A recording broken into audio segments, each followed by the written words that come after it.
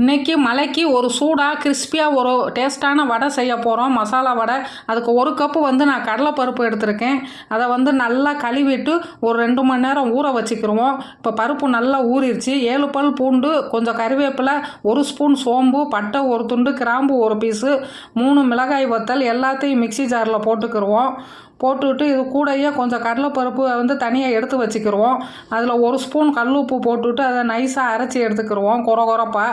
இப்போ அதை ஒரு தட்டில் போட்டுவிட்டு கறிவேப்பிலை கொஞ்சம், ஒரு பெரிய வெங்காயம் கட் பண்ணி வச்சுருக்கேன் அதையும் போட்டுவிட்டு 1/4 ஸ்பூன் மஞ்சள்தூள், 1/4 ஸ்பூன் பெருங்காயத்தூள் போட்டுவிட்டு நல்லா பிசைஞ்சிக்கிடுவோம். தண்ணி விடக்கூடாது. இப்போ உருண்டை செஞ்சு கையிலையே வடை சேப்புக்கு தட்டிக்கிடுவோம். தட்டிட்டு எண்ணெய் காஞ்சதும் போட்டுக்கிடுவோம்.